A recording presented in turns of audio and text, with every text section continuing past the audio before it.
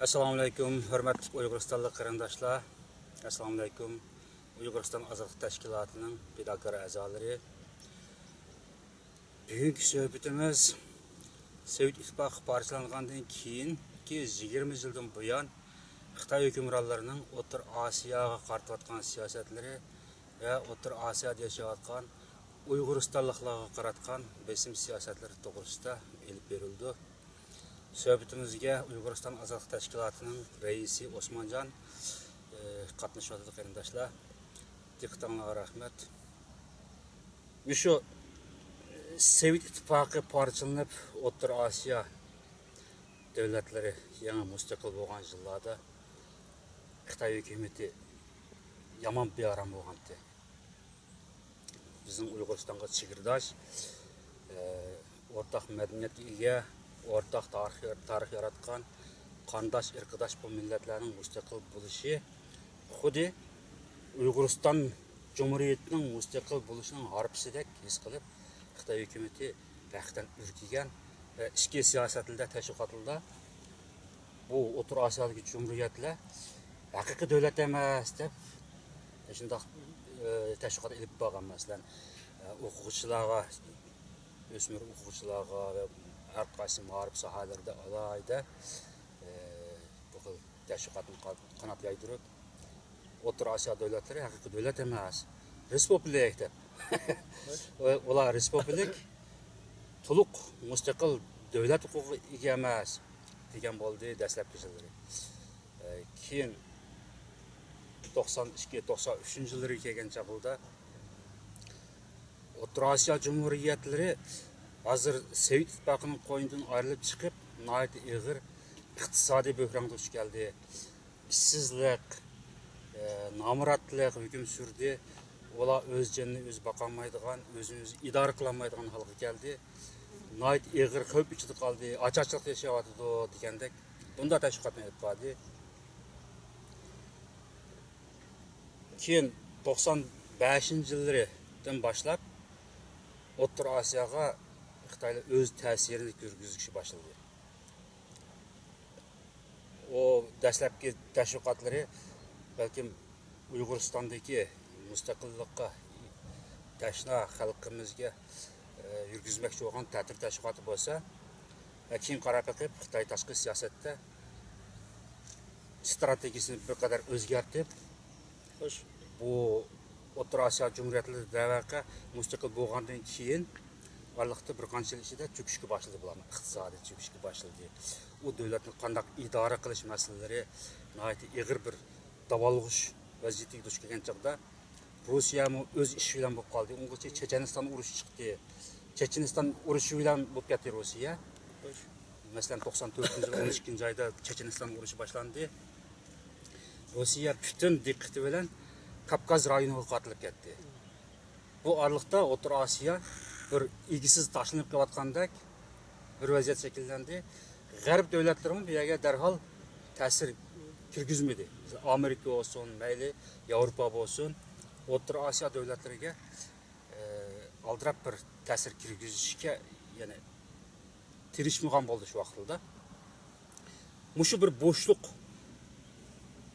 kelib chiqqandek bir vaziyatni ko'rgan Xitoy O'rta Osiyoga o'zliksiz kengashga boshladi. Iqtisodiy jihatda, siyosiy jihatda, ya'ni bu o'z ta'siriga elish. Hech bo'lmagan chog'da Kavkaz urushi bilan mashg'ul bo'layotgan Rossiyaning ma'lum bir o'z g'ami bilan qilish fursatidan foydalanib O'rta Osiyoga Xitoy o'zining ta'sirini kengaytirishga tirishdi. Oradan hozir 20 yil yaqin vaqt o'tib ketdi. Endi hozirgi siz bilan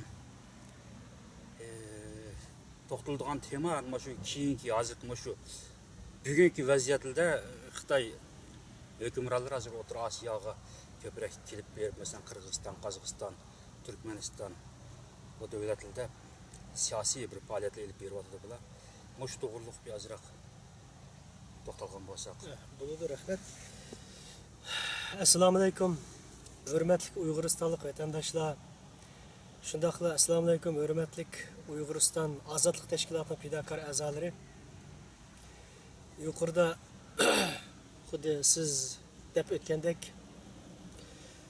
bugungi Markaziy Osiyoda yuz berayotgan siyosiy iqtisodiy voqealar bundoq qilib aytganda Rossiya bilan Xitoy o'rtasidagi Markaziy Osiyodagi kuch tamponligi taxminini qilsak hozir Markaziy Osiyoda hamda Afg'onistonda 2001 9-11 kuni New Yorkdagi savdo binosi, xalqaro savdo binosi terror hujumiga uchragandan keyin xalqaro terroristlarga qarshi turish harakatining ta'sirida Amerika Afg'oniston ziminiga rasmiy harbiy jihatdan besib kirib bu yerda o'ziniki harbiy iqtisodiy siyosiy ta'sirini o'tkazish uchun hozirgacha shu yerda mavjud bo'lib turyotdi. Bundoq qilib aytganda hamda hozir Markaziy Osiyo masalasida xalqaro putirab turayotgan siyosiy kuchlardan Amerika boshchiligidagi g'arb kuchlari, sobiq Sovet ittifoqi boshchiligidagi Shanxay hamkorlik tashkiloti, onun boshqa sharqda kuchayib, ya'ni o'zida sharqda ajro bo'lishga hisoblanayotgan Xitoy davlati. Bu 3 turlik xalqaro kuch bor deb qarayman men. Bu 3 turli xalqaro kuchning ichida hozir Amerika bilan Rossiyaning, Xitoyning üçünün o'rtasidagi siyosiy iqtisodiy manfaat munosabati Markaziy Osiyoda o'xshamaydigan rol, o'xshamagan tus elib chiqyapti. Bugun bu temani bizningki tahlil yurgizishimizga asosiy maqsad yanada shu Xitoy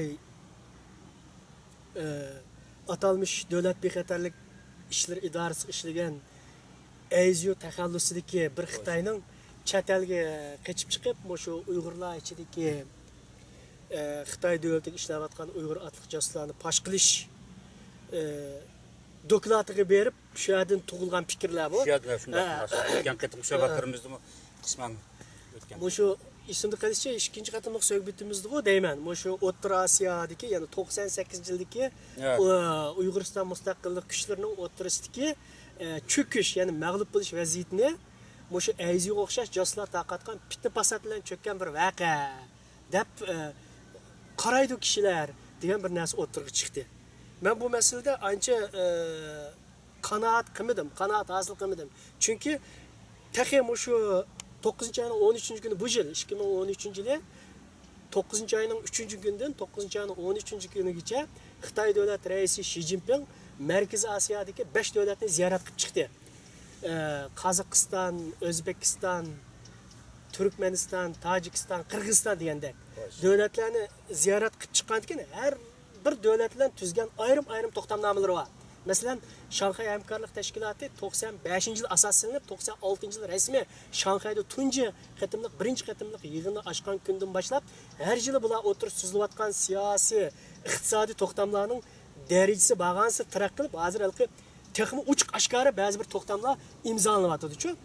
Men bu masalada hamda Xitoy davlati Uyg'urlar ustida yurgizayotgan mustamlik siyosatini xalqaro siyosatga parallel holda, ya'ni xalqaro siyosatga moslashtirib elib ketyapti. Shuning natijasi deb qarayman. Masalan, bu yerda qanday bir uchiq oshkora to'xtam o'tirib chiqdi deb so'rab qolsangiz, masalan, Qozog'iston davlati bilan 30 milliard dollarlik savdo to'xtami tuzdi. Bu qatimki 30 milliardlik savdo to'xtami tuzdi. Bu yergi to'xtamning ismi savdo neft to'xtami, bunday qilib savdo neft kelishimnomasi deb imzolandi. Nimaga O'zbekiston kelganda 15 milliardlik to'xtam tuzdi, buni savdo to'xtami deb atadi. Neft to'xtami, savdo to'xtami, iqtisod to'xtami deb atadi. Ammo nihoyatda diqqatimni tortadigan bir masala, Qirg'iziston kelgandagi tuzilgan kelishimnomani strategiya kelishimnomasi deb tuzildi. Strategiya kelishimnomasi deb tuzilgan bu kelishimnomiga Xitoy o'zining 3 milliard dollar mablag' solganligini uch-qashqar e'lon qildi. Ama bir yerde hiç kadar bir savdo münasebeti yok. Yok. Fakat stratejiya. Stratejiya kelishimdan bu stratejiya degani Uyg'urcha atalg'i tushunsak, stratejiya degani Uyg'urcha chora tadbir deymiz. Bular nimaga chora tadbir elish uchun 3 milliard dollar mablag' soldi. Hamda bu masalani meniki ko'tarib chiqishim, bu ASIO deydigan atalmış Xitoy josusininki 4-qatimliq dokladida, 5-qatimliq dokladida Emincan ismli Uyg'ur atliq bir Xitoy jasusini dastlabda Turkiya davlatiga avatganligi. Bu qarasangiz yilnoma qarasangiz 87-yilga to'g'ri keldi. Ya'ni Barindi inqilob yuz berishi 2 yil burungi voqea bu. 2 yil burungi voqea. 87-yildan 88-yilgacha Turkiyadagi o'ziniki Xitoy davlati topshirgan vazifalarni bajarib bo'lgandan keyin bu yerga vazifaning turi hamda buni ko'pchilik so'zlamasakmi, hammalar bildi Xitoy jasusining qiladigan ishini. 87-yil Turkiyadagi vazifasini o'ngishli tamomlab bo'lgandan keyin bu 88-yili Pokistonga boradi. Pokistonga berib, yana shu dokladida deyilgan mazmunga qaraganda, Pokistonda Xitoyga qarshi to'planayotgan Afg'oniston chegaralarida Uyg'urlar va bularni kontrol qilsa, kelgisi Xitoy davlatining beshini ag'ritadi deydigan dokladga asosan, buni Xitoy davlati Pokistonga avatadi. Keyin Pokistonda sezilib qolib, jasuslik qilayotgan harakatlar oshkorlanib qolgandan keyin 89-yili vatanimiz Uyg'uristonga saqlanib qochib berib oladi bu. 89-yildan keyin 1 yil keyin 2 yil keyin toza aniq vaqt esimda qolmabdi. Bu Qozog'istonga avatıladi. Demak, bu Xitoy bu qatim Qirg'iziston bilan strategik to'xtam tuzdik. 3 milliard dollarlik to'xtam tuzdik deb kelishimnomani ochiq oshkora o'tirg'i chiqadi. Lekin ilgiriki masalan 12-qatimlik yig'inda, 11-qatimlik yig'inda, onun oldingi qatimlik Shanxay hamkorlik tashkilotining Markaziy Osiyoni markaz qilib ochilgan yig'inlarda strategiya to'xtami andan keyin yana bir narsa esimga chiqdi. Uchur axborot almashtirish to'xtami degan narsa yo'q deydi. Bu qatimki Qozog'iston bilan imzolangan kelishimnomada Qozog'iston bilan Xitoy davlatining o'tirsa, uchur axborot almashtirish kelishimnomasi tuzildi. Qirg'iziston bilan strategiya to'xtami tuzildi.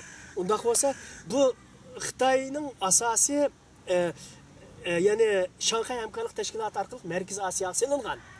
Markaziy Osiyoda bu 95-yil silingan, ammo bu yerda Xitoy uchun ishlayotgan Xitoyning jasuslari, bu yerda Eminjonning bir ismi chiqqan bilan, ya'ni 10'ligan, 100'ligan Eminjonlar bo'lishi mumkin biz bilmaydigan. Bular 90-yil atrofida Qozog'istonni markaz qilib O'rta Osiyoga avatilganligi ma'lum.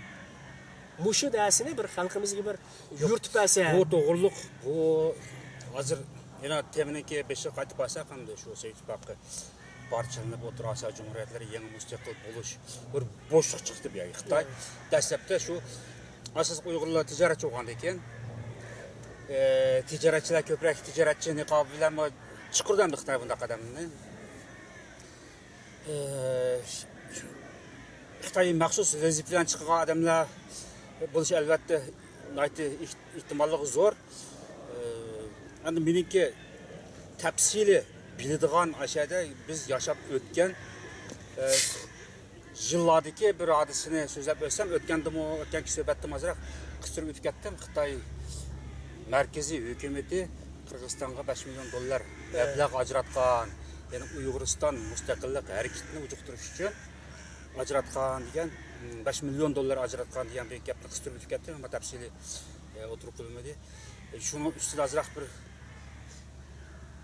yani bir azroq izoh berib o'tsam men. Demak, shu siz davatgan hozir 5 million dollar mablag' sag'an yillari qancha yil atrofida to'g'ri? 95-yil. 95. Demak, 95-yilgachilik oraliqda Xitoy shu Aziyaga o'xshash jasuslarni chiqarib, bu yerdagi vaziyatni umuman ma'lumot elib, Uyg'urlarning qaysi davlat yashayotgan Uyg'urlarning nimaga ehtiyoji bor, Uyg'urlarning ahvoli qaysi holatda, buni bir qur balkim aniqlagan narsa. Aniqlagan ekan 95-yil 1-oy mezgilda Xitoy markaziy hukumati O'rta Osiyo tadqiqot guruhi deb bir guruh tashkillab 45 kishilik bir hay'at chiqaribdi. 95-yil 1-oy mezgilda. Bu asosli shu qadimgi Ipak yo'li ustini tekshiramiz deb shunda chiqqan Qirg'iziston, O'zbekiston, Tojikiston mushtaraplarni tekshirish olib berib 1-2 oyda to'xtab, ularga O'rta Osiyo xalqining o'tmishi va bugungi madaniyat harakatlari, madaniy ahvolini aniqlaymiz, tadqiqot qilamiz deb chiqqan, ammo kelgan davlatlarda Uyg'urlar bilan munosabat qilgan, Uyg'ur siyosiy tashkilotchilari bilan gap so'rab, avval so'rab, voy avvalini qanday qilib Uyg'urlar nimani kutmoqchi, chegaraning u yaqinda qolgan Şinjan Uyghur adlı rayondagi Uyg'urlar bilan qarindoshligimiz sizlarni munosabatingiz qandaqdir? Mushuni aniqlashib beribdi. Shu vaqtda Qirg'izistondagi Vijdon ovozi gazetida bu to'g'riliq alayda ma'lumotlar berilgan. Bu Xitoylarniki alayda tadqiqotchi Xitoy olmasdan Xitoy markaziy hukumati alayda bir guruh tashkillab, shu O'rta Osiyo vaziyatini aniqlash, Uyg'urlarniki umumiy ahvolini aniqlash uchun rasmiyatlik oldi chiqarilgan Xitoylar deb shunday maqola e'lon qilingan. 96-yili Shanxayda ochilgan birinchi qatimli yig'inda tuzgan kelishimnomasining ichida shu chaqda 5 davlat bor. Shanxay 5ligi deb atagan. Shu jihatda tuzgan to'xtamnomining birinchi iqtisodiy to'xtam, ikkinchisi madaniyat to'xtami. Nimish bu? Men shu chaqda o'ylagan bu qirg'iz qozoqlar bu Xitoyning bir madaniyat jihat o'xshashligi bo'lmasa, madaniyat to'xtamlar tuzib nima qiladiganda bu shunday narsalarni egallab ketgandan keyin 95-yilda 1-oy 3-oy mush oraliqda bu Xitoy guruhlari bu yerda faoliyat olib qaytgandan keyin 95-yil 7-oy mezgilda Qirg'izistonda bir tijoratchilar uyushmasi qurildi. 95-yil 7-oyda. Tijoratchilar uyushmasi qurilib, bular andan keyin Qirg'izistonda shu vaqtda undan 1-2 yil burun bir Uyg'ur universiteti qurilgan Qirg'izistonda. Bu 95-yil 7-oyda qurilgan tijoratchilar uyushmasining faoliyatiga shu Qirg'iziston Uyg'ur universitetining yillik faoliyatini dastlabki faoliyati. Qirg'iziston universiteti qurilgandan keyin 1 yillikmi, 2 yillikmi deb shu bir faoliyat uyushtirib, bu faoliyatga O'rta Osiyodagi Uyg'ur tashkilotchilarini, faoliyatchilarini chaqiribdi. Ham Xitoy elchixonasidan, Qirg'izistondagi Xitoy elchixonasidan 6 dona mehmonni chaqiribdi. Chaqirgandan keyin bu yerda Qozog'istonda turishliq Sharqiy Turkiston Xalqaro Milliy komitetining raisi Yusufbek Muxlisi apandi bu Xitoy elchixonasiga kelganini qo'g'lab chiqarib, bu Uyg'urlarning yig'ini bularni kim chaqirdi degandan keyin, o sohib qoldi, biz chaqirdik deb daramagan gap o'tirib chiqib, daramagandan keyin unda bo'lsa bu chaqirilmagan mehmonlar zalni bo'shatib chiqashsin degandan keyin Xitoylar chiqib bu yerda Qirg'iziston davlatiga norozilik bildirib qala ishli bo'lgan bo'ldi. Demak, endi mushu nimada Yusufbek Muxlisi shu yig'indan qaytib berib, kichik bir gazeti var, endi tam gazeti deymiz uni, bir betlik gazeti. Şunuga ertesi e'lon qildi. Bu Qirg'izistonda qurilgan Uyg'ur tijoratchilar uyushmasining o'zi bu uyushmani Xitoy qurgan. Xitoy markaziy hukumati 5 million dollar mablag' selib bu jamiyatni qurib chiqdi. Bular xo'jayiniga xizmat ko'rsatgan xizmatdan dastlabki meva sifatida Xitoy elchixonasida mehmon chaqirdi deb buni bayon e'lon qildi. Bu o'tirib chiqqandan keyin biz yomon hayron qoldik. Bu shunday ish bo'lamdi. Bu Xitoy markaziy hukumati uchiq oshkora bunda Yusufbek Muxlisi e'lon qilib shugidek darajada uchiq oshkora mablag' solamdi bularga. Bu balkim o'zak so'zdi deb gumon qildik. Lekin bu jamiyat quriliblar Qirg'izistondagi mashhur shaxslarni o'ziga tatqildi. Shu tijoratchilar uyushmasining hay'at a'zolari deb hatto tarixchi olim faylasuf Aziz Narinboyevni akirib oldi bular ichiga. Bu hozir hayot bor bu kishi. Ya'ni Sovet ittifoqidagi tarixchi olim deb danqi chiqqan atoqli olim u. Aziz Narinboyevningki yozgan tarix asarlaridan boshqa tarixchilar manbalindi. Masalan, Turg'un Almasovningki Uyg'urlar degan kitobida nurg'u yerdan naql oldi. Aziz Narinboyev mundaq yozgandi. Shuna mashhur bir shaxs. Yani aşında kişilerin ticaretle hiç qanday aloqasi bo'lmagan ilim fan xodimlarini, olimlarni akirib, diniy zotlarni akirib, shu tijoratchilar uyushmasi hay'at a'zosi akirib bu bir imtiyoz qozindi bular. Bu imtiyoz bilan annekin Bishkekning atrofidagi boshqa noyaldagi Uyg'urlarga ta'sir ko'rsatib biz Qirg'iziston hozir iqtisodda cho'kyapti. Biz shu tijoratchilar uyushmasini rivojlantirib, Qirg'izistondagi Uyg'urlarimizni iqtisodiyotdan qutuldiramiz. Cho'ng firma ochib, ishlab chiqarish o'rinlari ochib, turli sohalarni yo'l qo'yib, Uyg'urlarni qad ko'tarib, bu yerda yana birinchi millat qatoriga o'tkazamiz degan tashviqotlarni olib berib, qo'ygandan keyin bu yerdagi xalqlar haqiqatan qiziqdi tijoratchilar uyushmasiga yepishga boshladi. Ondan keyin o'zliksiz bu yerdagi siyosiy tashkilotlar yetim qilishga boshladi.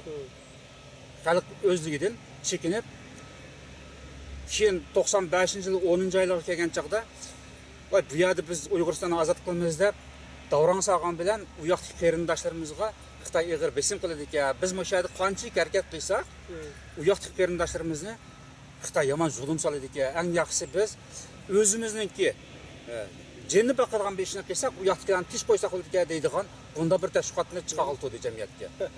Shuning bilan bu siyosiy tashkilotlar o'zliksiz tarixga başladı. Dairesi tarayıp, cemiyetleri çakı kılıp, jitim kaldırılıp, şuna kılışqa başladı. Başlagandan keyin annekin Yusuf Bey muxlisinin yılqı e'lon qilgan bayonoti rost bo'lsa kerak, g'ajab bir vaziyatlar yuz beryapti deb o'yladik. Hani 96-yil 2-oyning 2-kunisi biz bir 7 kishilik bir yig'in uyushtirgan bo'ldik. Buningga Moskvadan kelgan, Olmaotadan kelgan, Bishkek shahridan qatnashgan odamlar bo'ldi. Bu yerda bir mühim bir ish to'g'risida to'xtam qilishmoqchi endi biz. Ya'ni Uyg'uriston masalasi to'g'risida mühim bir harakat ep bordiganga to'xtam qilyapmiz. Vatandan chiqqan bir diniy zot va o kishi vafot etib ketdi, keyin boshqa bir qo'llar orqali zaharlangan bir ishchilar vafot bo'ldi. Shunda bir mühim suhbatning ichiga bu Bishkekda Abdukarim Qalmoq deb bir peshqadam bir adam var. Öz vaqtida shu Sharqiy Turkiston Cumhuriyeti vaqtida asıl ma'rif ishlarga qatnashgan odam ekan. Ya bu adamning xeyli Bishkek shahrida imtiyozi bor odam. Ama shu tijoratchilar uyushmasining hay'at a'zosining biri. Bu kishi qatnashdi. Qatnashgandan keyin ajab ish bo'ldi bu. Biz muhim bir harakat to'g'risida bir suhbat olib beryapmiz.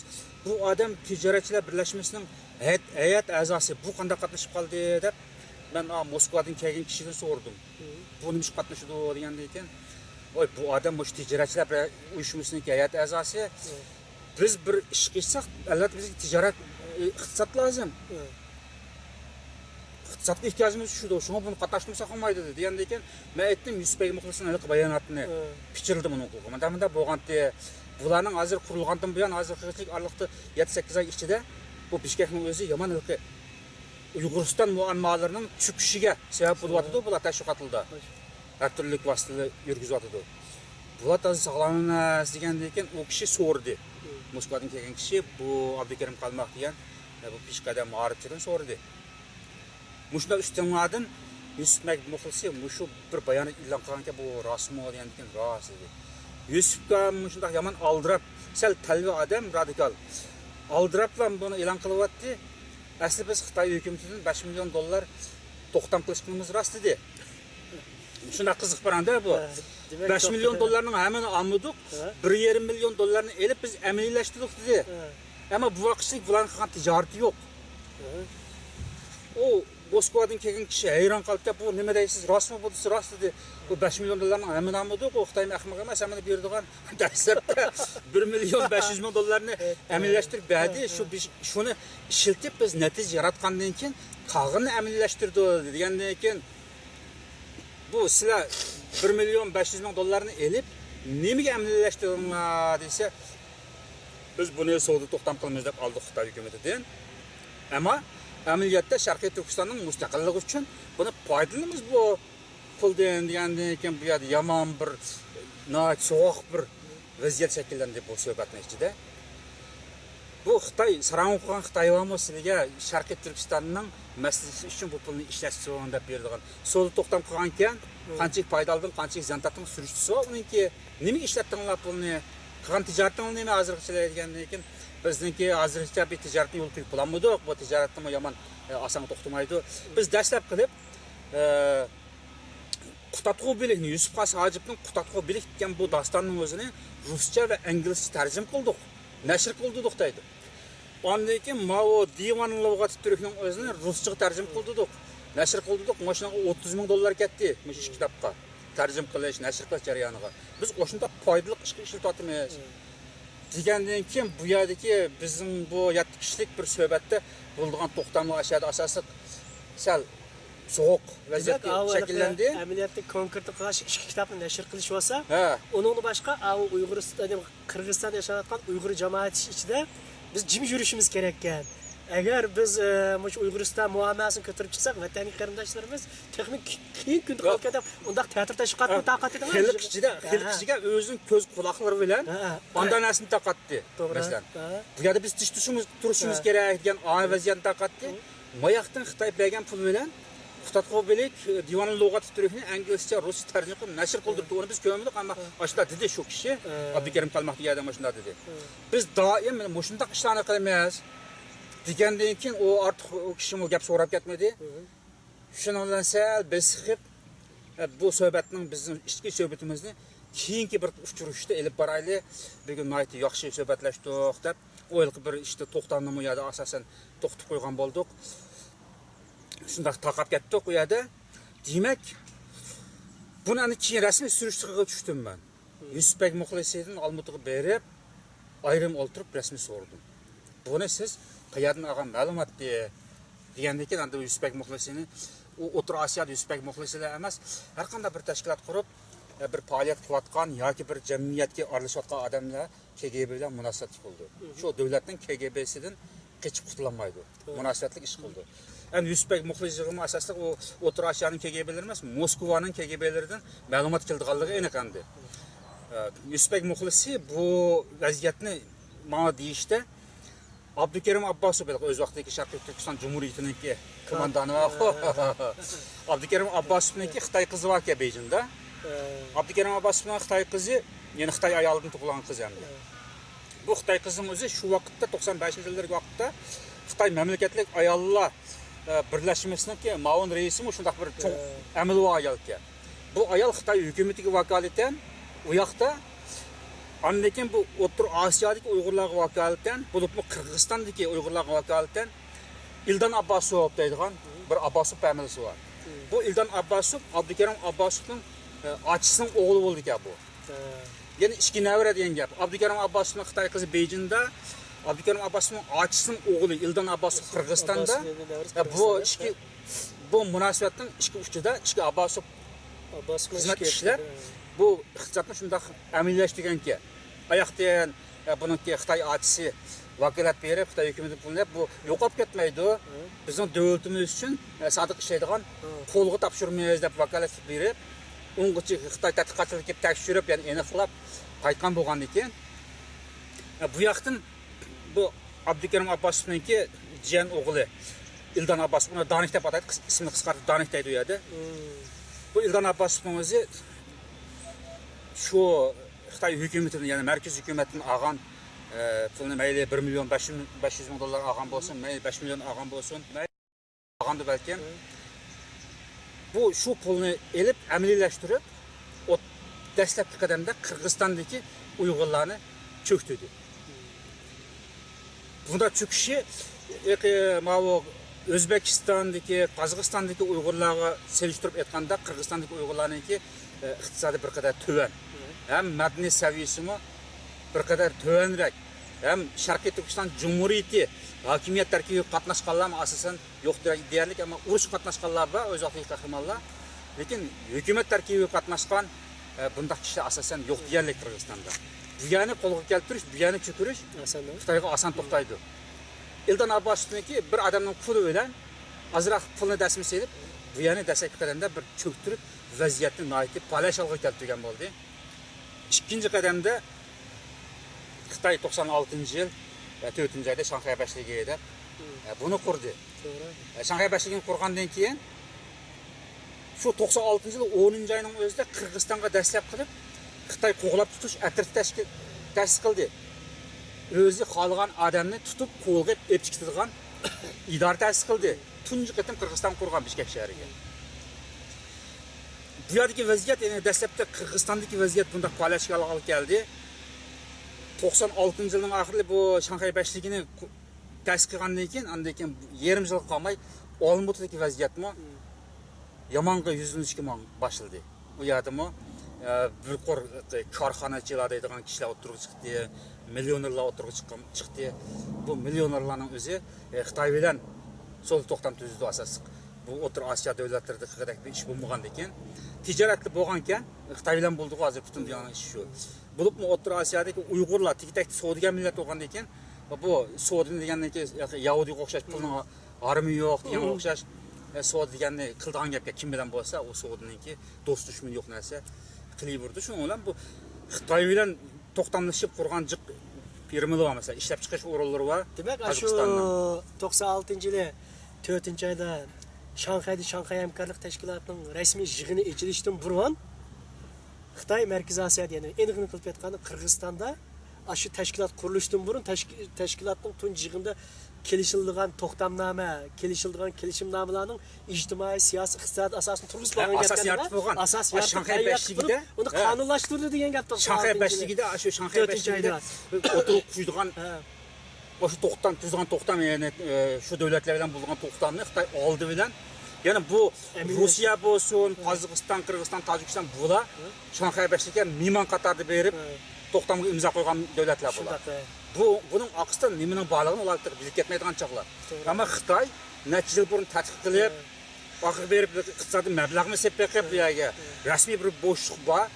Ondan keyin Xitoy o'ziga butunlay manfaatli, Xitoy o'ziga butunlay foydali bir strategiyani tuzib, bu qolgan davlatlarni olib mimon sifatida bu to'xtamga qo'l qo'ydirib, qo'lga tushgan bu ya'ni. Undan keyin nima bo'lib ketdi desiniz, masalan, Shanxay beshligi qurilgandan keyin Olmaotada cho'kishga boshladi bizniki siyosiy tashkiliy harakatlarimiz. O'shada yerlik Uyg'ur deb atalayotganlarimiz siyosiy faoliyat qilishi bag'ancha cho'kilishga boshladi. Uning aqsi ular bu 97-yili bu yana o'ziga andikin Sharqiy Turkistonni mustaqil qilgan harakatlar chiqdi. Buni harakatim suhbatda qistirib o'tyapmiz buni qisman. Bu yerda bir bo'shliq bor, masalan, bu yerdagi Uyg'urlarni va vatandan qochib chiqayotgan yoshlar bo'lsin, mayli yerlik yoshlar bo'lsin, bu yerdagi bu davlatlar, masalan, Qozog'iston, Qirg'iziston, O'zbekiston bu territoriyada Uyg'urni idora qilgudek bir tashkilotlar qolmadi. Faoliyat olib chiqdi. Tashkilotning e'tibor ammo faoliyat qilolmaydigan, kontrol qilolmaydigan faoliyat olib tushdi. Tushgandan keyin ular qurolli harakat qiladigan bir eqim tashkillandi bu yerda. Masalan, mayli diniy shaklda bo'lsin, mayli inqilobiy siyosiy bo'lsin, qurolli harakatlar bo'lsin, ish qilib bir bo'shliqda paydo bo'ldi bu. Demak, 97-yili shu vatandan chiqib qurolli inqilob, vatanni sirda turib, vatanni ozod qilamiz degan bir guruhga kuchlar paydo bo'lishidan ilgari Xitoy bosqichli yerdagi yerlik tashkilotlarning siyosiy jihatni rahbarlik qilish kuchini, iqtisodiy jihatni kontrol qilish kuchini ham yo'qotib bo'lganda, bu masala hozir shu masalaga kelsak, masalan, Qirg'iziston Uyg'urlar ittifoq jamiyati 3 oylik taqaldi. 96-yil 3-oyda taqdi. Sotqa berib, bu Uyg'uristonning mustaqillik uchun harakat qiladigan siyosiy tashkilotni o'z himoyasiga oladigan jamiyat bu deb Qirg'iziston Uyg'ur ittifoq jamiyatini 3 oylik sotqa berib taqvatdi buni. Taqgandan keyin yana bir palashalga tushdi masalan, bu yerdagi vaziyat. Ondan keyin Ashir Vahidi efendini 96-yil 2-oyninki 2-kun, 5-kunlari onu qattiq urib zahmlandirdi mesela. Ülük hisobida zahmlandi o kishi. Uyg'uriston azadlik tashkiloti uning bilan bir azroq tavrinib ketdi. Bu vaziyatlar shunda bosqichliq elib berildi mesela. Tunji qadamda tadqiqotchilar chiqib yoki 45 kishilik hay'atga o 95-yil 1-oy ishida chiqqan. Bular faoliyat qildi. Ikkinchi qadamda Qirg'iziston Uyg'urlari tijoratchi uyushmasi bu shakllanib, bu yerda bir tashviqot orqali Xitoyningki ichki ishga aralashmaslik degan tashviqot qilgan bo'ldi. 96-yil 2-oyda Qirg'izistondagi ittifoq Uyg'ur ittifoq jamiyati bu taqaldi 3 oylik. Shuning bilan bu yerdagi vaziyatlar asosan cho'kishga boshladi. Siyosiy tashkilotlar o'zininki imtiyozini, nufuzini, xalq ichidagi nuqtasini yo'qotishga boshladi. Masalan, shu vaqtning o'zida bizning g'arb ellarida siyosiy faoliyatlar shug'ullanayotgan siyosiy faoliyatchilarimiz, da'vogarlarimiz bu ish kerak. Yo, da'vogarlarimiz bor. O'tirasatlash vaziyatni cho'kish uchun qarab turib. Da'vogarlarimiz bor. O chaqda biz bu da'vogarlarimizni bak chun ko'rdik. Masalan, Turkiyaning o'zida Sharqiy Turkiston xalqaro milliy qurultoyi bor deb qaraydik. Germaniyada bo'lsa Sharqiy Turkiston Yevropa birligi deb o biz ko'rmagan bo'lgandan keyin Yevropa miqyosini o'ziga olgan deb mana o'ylaydik. Cho'ng bir federatsiya o'xshash bir tashkilot deb qaraydik. Ashuna qaraydik, ammo bu ba'zi tashkilotlarningki mashhur reislari apandimlar o'tirasiga bor edi. Shu chaqilda 94-yil biz 6-oyda chiqdik o'tirasiga. Shu vaqtdan tortib yilda 2 qatim, 1 qatim, 3 qatim degandek o'tirasiga berib, dаңlıq apandimlar, mashhur shaxslarimiz g'arb davlatlardan berib bor edi. Bag'allar kim bilan munosabat qilib desa, shu Ildan Abbasov bilan munosabat qildi. Masalan, Qirg'izistonga kelsa, Ildan Abbasov, Nag'mat Bo'saqov degan bo'lar. Nag'mat Bo'saqovni ham 2000-yil aytibdi, u yerda noma'lum qo'lga otdi. Nig'mat Bo'saqovni o'tir Bishkekda bo'lib, Bishkekning o'zi bu odamniki Marksning aytgan aniq odam. Bu ichki pisliq. Beijing Xitoy hukumati bilan Moskvaga bog'langan odam deb qaraydigan odam. Yani bizim efendilerimiz şundak kişilerinki huzurida danışmaşlak çıktı bu mesela. İlhan Abbas Beijing'de oştak adamlar bilen faaliyet kılgandan keyin bizimki meşhur kişilerimiz. Abi siyasi teşkilatların imtiyazı texim çöküdügan gap. Doğru. Oy bizim falan danlıq liderimiz, rahberlerimiz kilip faaliyet kılsa muşu Nig'mat Bo'saqov, İlhan Abbasov diye muşlar bilen bu vatıda mu teşkilatçılara yakın kemeylikке qarğançılık bu teşkilatçıların işi bir akmaydigan bir iş qo'shaydi deb özü burun qo'llab kelayotgan tashkilotlardan yuz yurib hep asta chekinib ma iqlimga yuzlanishga boshladi. Bunun nurg'un sabablar bor. Bu O'rta Osiyodagi, ya'ni Qirg'iziston, Qozog'istondagi bu siyosiy tashkilotlarimizning imtiyozini cho'kib, palash olg'a kelishida ichki va tashqi o'zimizning qo'li bilan shunday imtiyozli qo'llar bilan jitim qoldirish orqali bu cho'kish boshlandi. Xitoymi strategik oldi bilan cho'ktirishga boshladi. 97-yilgacha naqli bir bo'shliq bir maydon paydo qoldi bu yerda. Paydo bo'lgandan keyin vatandan chiqamdi, boshqa yerdan Afg'onistondan teg'idin keladi, Pokistondan keladi, kimlik kelsa, zodi biz jihad qilamiz desam, bu yerda uch qashqari, o qurolli harakat qilamiz desam, maydonni mo'laydigan bir vaziyatda qiziq yeri shuki, boshadagi siyosiy tashkilotchilarning o'zi erkin faoliyat qila olmaydi. O'zi bir mesela Uyg'uriston ozodlik tashkiloti 96-4-oyda özün ikinci qatimli qurultayını açmoqchi edi, buni chekilyapti. Açamaysa deb chekildi. Lekin barliqdan 10 oy o'tmaylan bizningki turli qurolli harakatchilarimizki bu yerda yugurishdan faoliyatini qilib, harbiy bazaga oriyatga elib faoliyat qilishini qila oladigan bir vaziyat, bo'shliq, shunchaki bo'shliq berildi bularga. Bu vaqtlar 97-yili 2-oyning 5-kuni G'uljida qanliq qirg'inlik bostirilib, Aralıkta bir 3 ay mı 4 ay vakit ötkendik ki bir şekilde bu şu O'rta Osiyo güç Xitoyninki vatan sirtidagi harakatlarimizni vujudtirishga bir plan tuzmoqchi bo'lsa, vatan ichida bir qonli qirg'in ep bor ekan. Bu Xitoyniki taktikasiga. Masalan, shu 5-fevral G'uljida qonli qirg'in qilgandan keyin buning ta'siri dastlab qilib Bishkekka noit egri ashada tijorat qilayotgan Bishkek savdogarlarning o'zi ko'z bilan ko'rib chiqqan gap ishni. Ko'chib qo'g'lashib aytayotganlarni. Bu ta'sir chiqqandan keyin Qirg'izistonda noit ig'ir bir g'ulg'ulib paydo bo'ldi. O'shaning o'zi keri shu vatanning o'zaqda chiqqan, yashangan kishilarning o'zimi zot jinimiz paydo vatan uchun degidek shunday bir g'ulg'ul paydo bo'lib ketdi. Lekin siyosiy tashkilotlarimiz bu yerda kontrol qilib bir g'alati emas. Kishilarniki hayojonini kontrol qilib, buni bir tashkillik holda bir siyosiy bir yo'l bilan bunda foydalanish tarafiga yetaklaydigan kontrol iqtidorini yo'qotgan bu yerdagi vaziyatlar.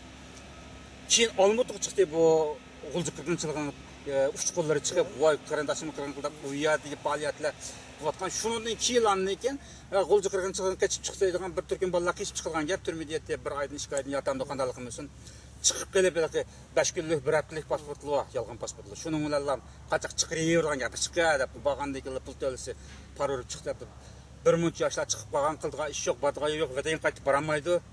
Qaytib ketsiniz, parorib ishlatgan pasport 5 yil turmida turgan gap. Oshini qechib bo'landan keyin laylab qolgan gap. Ish yo'q.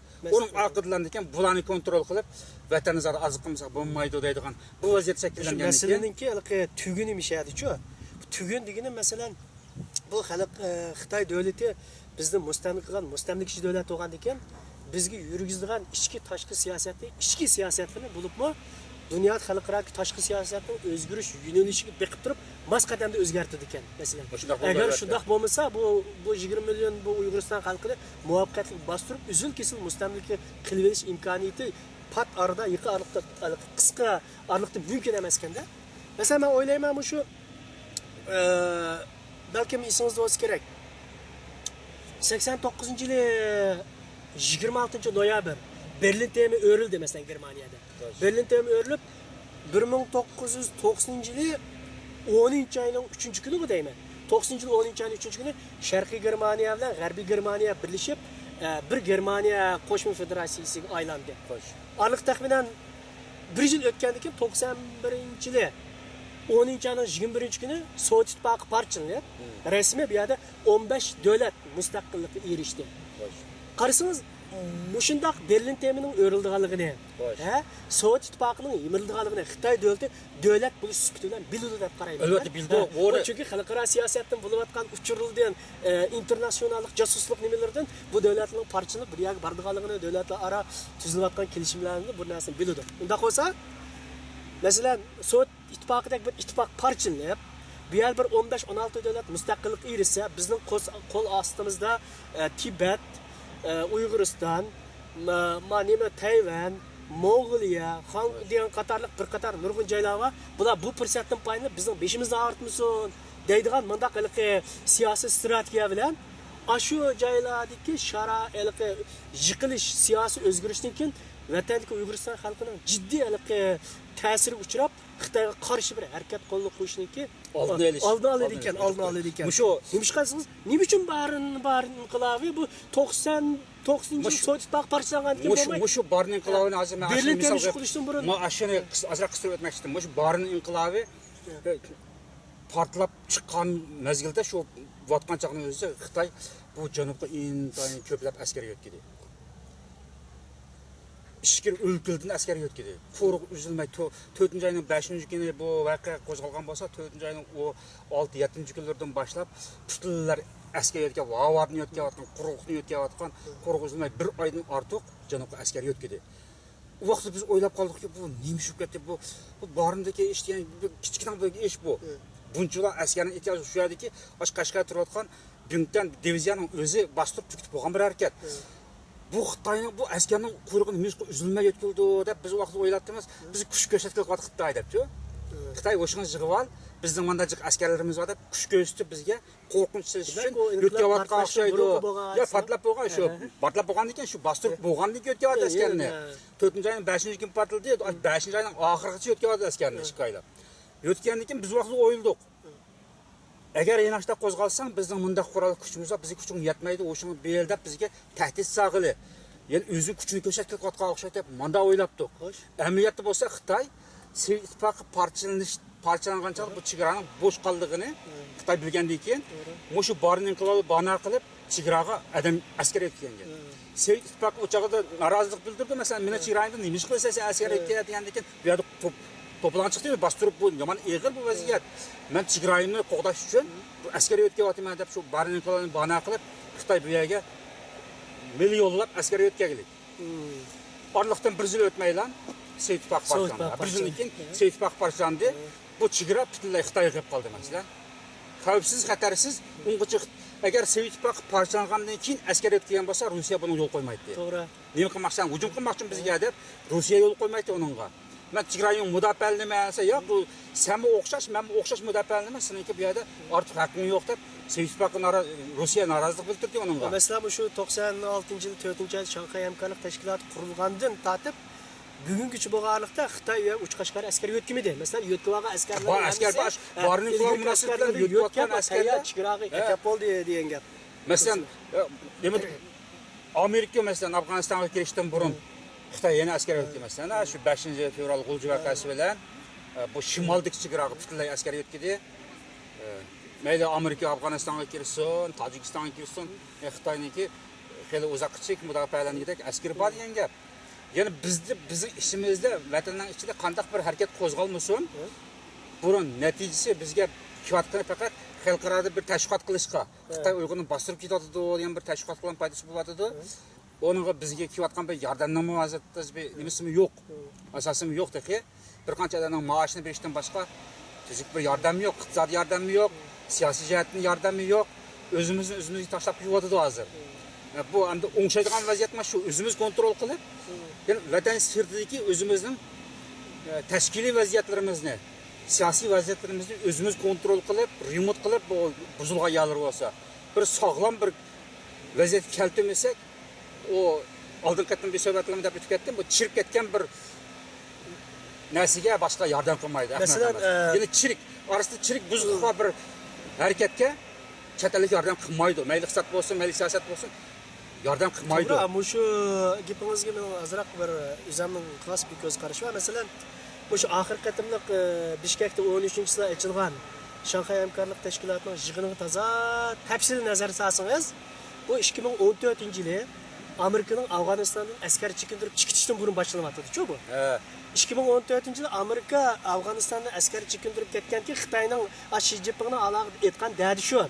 Diyarki Sharqiy Turkiston mustaqillik kuchleri bizniki vatanimiz chegarasi atrofida to'planib bizga eg'ir nima soladi, tahdid soladi. Shunga biz bu qatam savdo iqtisodiy to'xtamdan boshqa bexatarlik to'xtamnomasi hatto harbiy to'xtamnomalarni tuzishimiz kerak degan bir narsa bor. Endi bu qanday gap desangiz, hozir bu vatanning ichi ham sirtidagi Xitoyning Uyg'ur xalqiga yuzlayotgan mustamlik siyosati xalqaro siyosiy kuchga qarab ketyotdi deganimiz asosi shu.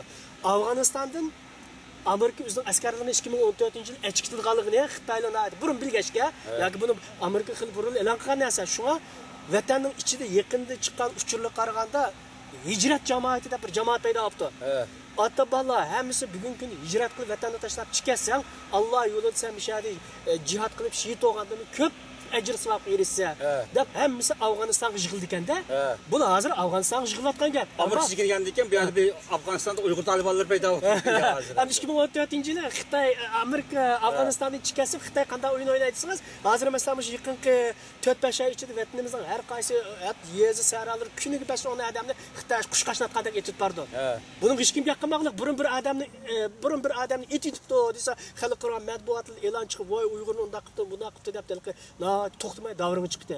Hozir ma Suriya masalasi g'arb aralashib Amerika, Rossiya, Xitoy uchining o'tirishga munosabat toza yiriklashayotgan paytda Xitoy bu fursatni bilib Uyg'urni ataat qayerda asli hech kim yaqilamagan, chunki Suriyadagi etishni xalqaro qarab turgan ekan, ko'zni bo'zdak ichib, bu yerdan bo'lib qarab turdi ekanda, deb balki Uyg'urni bostirish siyosatini elib beryapti. Endi bu Uyg'urni bu yerdagi jiddiy qurolliq bostirish siyosati kelgusida cho'ng bir bostirishniki tayyorligi bu.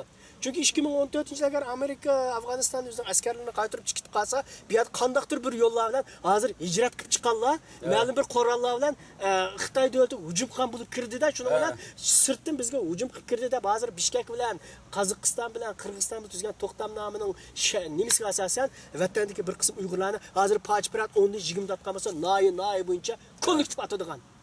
Mındaq bir planı tuzayotgan bo'lsa Xitoy, buning o'zi ajoyib bir yomon xatarlik masalalar.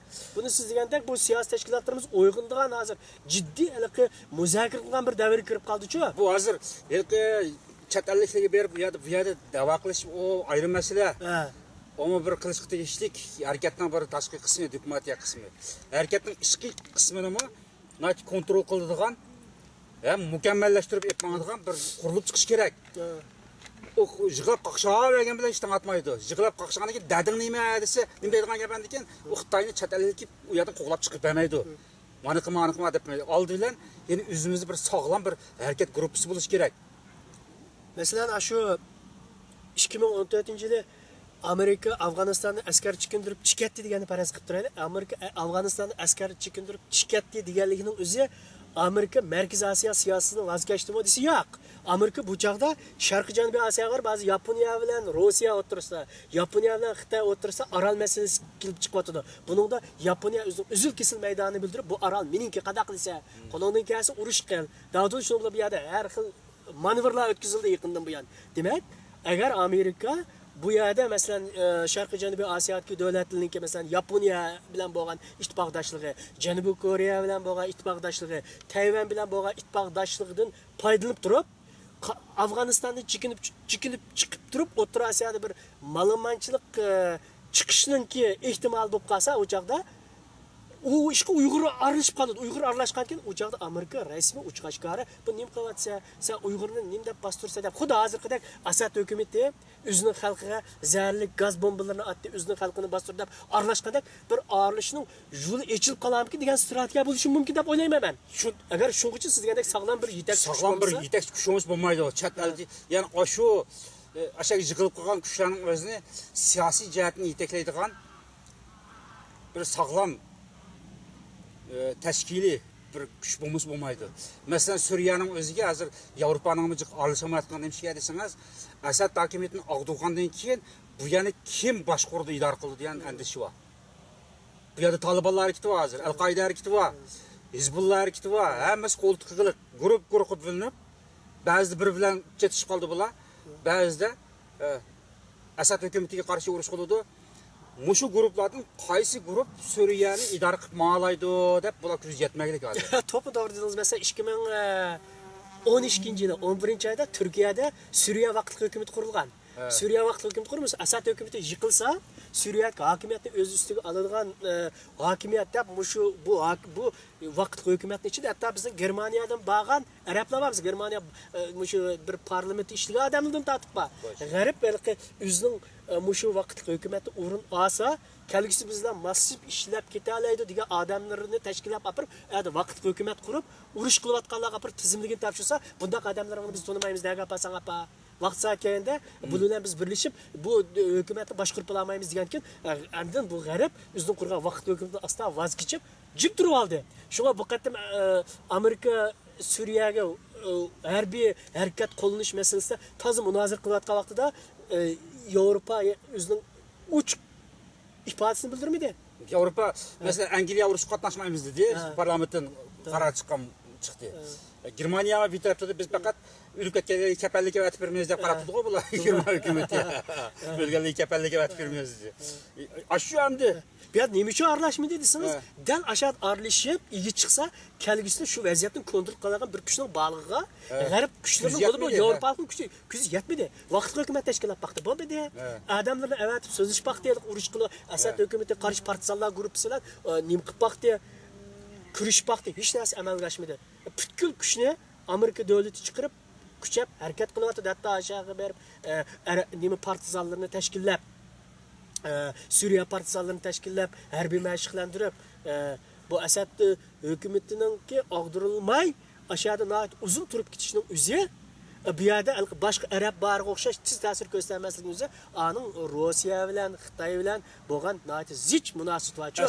Shunga bizning aslida shu Suriyada bu namoyish harakati qurolli harakatga aylanmay tinchlikda olib berilgan bo'lsa, o bir yaxshi natija chiqdi. Hech bo'lmasa koalitsion bir hukumat qurib, Asad hukumati diktatorlikdan bir qadar chekinadigan bir vaziyat shakllandi. Saylam orqali bir bo'lishi mumkinki, bular shu namoyish tinchlik faoliyatini olib bergan bo'lsa, bir vaziyat shakllandi. Ular qurolli harakatga yuzlandi, qurolli harakat qilgan ekan, hozirgi qurolli harakatninki Suriyadagi eng cho'ng guruhning boshlig'i 31 yoshga kirgan bola ekan bu. Bu bolaning o'zi urush boshlashdan burun ko'chada nuqt pishirib sotilgan bola ekan. 4 dona agentist bilan birlashib, ular qolgan agent shu gaz sotilgan, yo'q po'choq sotilgan bolalar ekan bu nuqt sotilgan. Birlashib 5i 15 dona Kalashnikov yaptı. Shuni bir qancha minomyot elib bu harakatni boshlabdi. Boshlab hozir 12000 dona muntazam askar bor ekan bularniki. Ham bu bolalarning o'zi hozir eng xatarlik turayotgan shular. Hech qasini tarqamaymiz biz deb qattiq turayotganlar. Onundan sırt Talibanlar hareketininki grupları var. Bular tecrübelik. Taliban hareketinin azaları tecrübelik. Mavi Suriyadagi yerlik partizanlar qaraganda Talibanlar tecrübelik. Ular xatarlik deb qaraydi hozir g'arbning o'zi. Demak, endi mushaning o'zida bir siyosiy tashkilot bo'lmaganlikdan bularniki peshida yetaklaydigan. Urushni qila oladigan gap xuddi bizga o'xshaydi. Biz urush qilgan millat. Urushni qilib apirib, oxirida miltiqni dushmanga tatqizib qo'yib, o'zimiz jazoga uchraydigan millat. Suriyada hozir shu qancha yuz ming odamning o'lib ketishyapsimi, butun dunyo ashinaga o'lib ketyapsimi, butun qancha yuz ming odam o'lib ketyapsimi, dunyoniki qo'ltiqib aralashamosligi shu. Bu yana aralashgandan keyin o hozirgi mavjud hokimiyatni jazolash kerak masalan. Uni qo'g'lab chiqarish kerak. Yangi bir hokimiyat qurib chiqqan chaqda buni idora qiladigan odam yo'q. Endi desak, endi shu gap. Demak, bizniki vatanning ichida undaq bir siyosiy tashkillanib, bir qurolli harakatni yoki bir davlat qurish harakatlarini idora qilg'dak imkoniyat yo'q. Uni yurgizib biz vatanning ichida unda bir qilish mumkin emas. Vatanning sirida bundaq imkoniyat bor. Dunyoning qaysi davlatiga bormaydi berib, shu erkin g'arb dunyosida muzokara qilib, rasmiy bir harakatni idora qilg'dak bir tashkillanish imkoniyatimiz bor. İmkaniyatsiz bir narsa yo'q. Masala nima uchun shuni qilolmaymiz? Yoki qilolmayapmizmi, yoki qildirilmayapti? Ma'lum bir taraflardan yetaklanib ketyapti ba'zi ishlar. Tashkilotlarimiz bor, xela. Yetib boshqadek tashkilotlarimiz bor. markaziy tashkilotlarimiz bor. Xalqni nima uchun yaxshi kontrol qilmaydi masalan? Nima uchun o'zining imtiyozini yildan yilga cho'kirib ketyapti? Buning ichida qasddanlikdan shundoq vatanda o'zi yiqilib berganlar bormi buning ichida? Yani buni diqqat qilish kerak. İbrat ilishimiz lozim.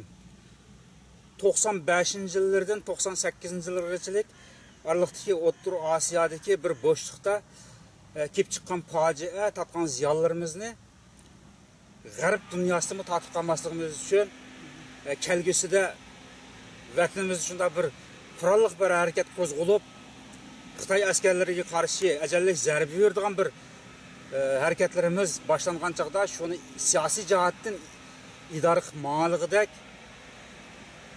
hükümet kurulup bir dünya itiraf qilib resmi bir mevcutluğunu saqlab qolgudek yani mevcutluğunu davomlashtiruvdek bir vaziyat shakllanganchilik vaqtlik bir vaziyatni tutib turarligidek tashkilotni apparatni o'tirib chiqarmasak keyin yana yig'lab yuradigan bo'lamiz, da'vo qilib yuradigan bo'lamiz. 44-yilda manda bo'lgan, 30-yilda manda bo'lgan da'vo qilib yurishdan boshqa yo'limiz qolmaydi bizniki. O'shanda suhbatninki oxirisi kelib qolyapmiz. Osmonjon sizniki bugungi suhbatimizdan bir qisqacha xulosangiz bo'lsa, qisqacha izohat bersangiz, keyingi suhbatlarimizda Xudoyim bo'lsa, yana bir tafsili paramashamiz bu to'g'riliq. Albatta bugün biz Merkezi Asya'daki Uygur vaziyeti üstünde biraz to'xtalib kaldık. Çünkü bu vatanimiz Uyg'uriston bilan bevosita chegirdosh, hem qon qarindosh millatlarninki beşik kelayotgan taqdiri qismatlar, ya'ni Shanxay hamkorlik tashkiloti nomi ostida Xitoyninki mustamlikasi ostida qarab ketitishi, yuzlanishi, ya'ni Rusning 200 yillik mustamlikasidan qutulib olmay turib, yangi mustamlikasi ostida qarab ketayotganligini o'zi bu rayonda kelgisi o'ttirga chiqmoqchi bo'lgan bir Uyg'uriston davlati qurilmasa agar bu yerki bu Markaziy Osiyodagi Turkiya millatliniki haqiqiy ma'noda o'z-o'ziga xo'ja bir mamlakat davlat bulamaydiganligidek bir tarixiy vaziyat shakllanyapti. Masalan, bu oxirgi xatimliq to'xtamnomalarga nazar solsak, kelishimnomalarga nazar solsak bu nihoyat ichinishli. Masalan, bizniki 44-yili vayron qilingan davlatimizmi Podistamda, Yaltada, Uyabiyada e'lon to'xtam kelishimnomining ro'yi bo'yicha bir taraf qilinib, hozirgi taqdir o'zgartirilgani yo'q. Hozirgi shu 13-sentabr Bishkekda, Almatada, Toshkentda e'lon to'xtamnomalarning ta'siri taxi o necha 10-20 yil davomlashi mumkin degan gap. Bu mundaq qilib aytganda bizniki mustaqillik harakat doiramiz, mustaqillik qo'llovchilarimizniki kundan kunga qistilab bir nimaga bir tar bir rayonga kelib qilyapmiz-ku. Mushu nuqtada ilib aytganda biz sagak bo'lmasak, ham qarindosh millatlar bilan bo'lgan shu ziminda turib o'zimizning siyosiy davosini texmi bir yuqori bosqichga ko'tarish. Shundaqla g'arb ellarda turib siyosiy faoliyatimizni ilib berish. Hem kelgüsde aşağıda bir azatlık, hareketi azatlık uruş başlanıp kalgan vaqtida bu aqsa bazımız olan bu devletlerin, bu milletlerin hazırki to'xtamnomalarniki ta'siri uchrab ketib, keyingi bir qism voqea hodisalar, yangi-yangi voqea hodisalar paydo bo'lib, Uyg'urlarning kollektiv qirg'in bo'linib ketishniki oldini elishga ko'proq diqqat qilishimiz kerak demakchi. Bu narsa odamning burniga purapli turdi-ku. Masalan, 2009 oxiri Sho'ganda bostirildi, Urumchida bostirildi. Bundaq her bir devlet bizni apırıp ma'lum ma'noda aytib aytganda Uyg'urlarning bostirilib ketishiga o'z davlatining iqtisodiy siyosiy manfaatini, davlat manfaatini o'ylaydigan oldin bir millat manfaati, qarindoshlik manfaatini o'ylaydigan nimaga o'tishini orzu qilaman demoqchi bo'laman. Aytdi, yaxshi. Albatta muhim bu masala ustida tashkilotlarimiz jiddiy faoliyatga o'tish kerak. Bo'lib bu tashviqotda bizning qildig'imiz hozir asosan tashviqot. Chet eldagi bütün tashkilotlarimiz hammasi qildig'ini boshqacha emas, tashviqot. Tashviqotni bir qismini qaysi davlatlarga, g'arb davlatlariga dattuk shakldan elib beriladi. Yana bir qismi ichki jihatda o'zimizga qartildi. Hozir ichki jihatda o'zimizga qartilgan qismi yomon zaif o'ringa tushib qoldi. Yildan yilga tashviqot yomon zaif o'ringa tushdi. Vatanning ichiga tashviqot qilamiz deydigan nihoyatda kuchli bir orzu umidi bo'lgan burun. Bu işlemez hazır vatanın sırtidagi qarindoshlarımizga elib berilgan bir jonliq, yaxshi bir tashviqot yo'q. Bağançı qanmag'il o'tdi. Bununla dikkat qilish kerak. O'tir Osiyodagi qarindoshlarimizga kuchli tashviqot elib berish kerak. U yerdan bir qism yoshlar bor hozir. Qurol tutib olgan yoshlar bor. Agar ularning o'ziga bir pilikiga o't yoqsa masalan, Xitoy g'arazlik holda bir isyon chiqadi deylik masalan. Ya Qozog'iston, Olmaota atrofidagi rayonlarda yoki Qirg'izistonda bir isyon qo'zg'alib qolsa, Uyg'urlarning qo'li bilan bu qonliq bostirilib ketadi. Ig'ir darajada bostirildi.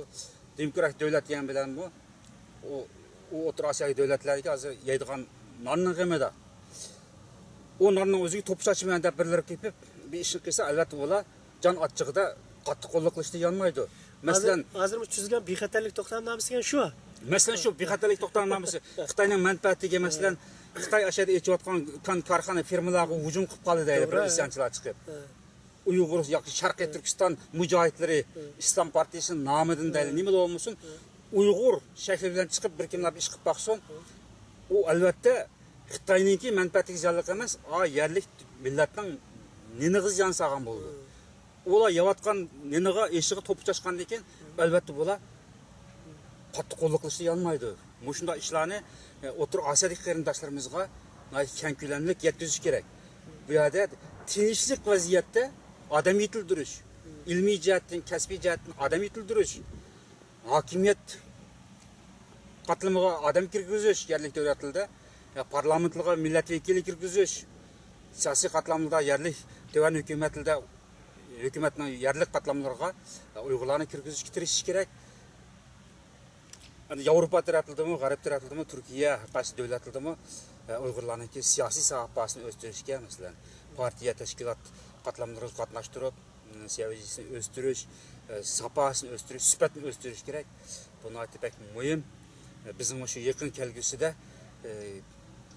portlab chiqadigan bir vaziyatni Uyg'uristonning mustaqilligi uchun Uyg'urlarning milliy manfaatiga foydali tarafni kontrol qila oladigan bir vaziyatni shakllantirish bizningki eng muhim vazifamiz. Chet eldagi Uyg'urlarning bo'libmi siyosiy tashkilotchilarning, siyosiy faoliyatchilarimizning, da'vogarlarimizning qilgan eng muhim ishi.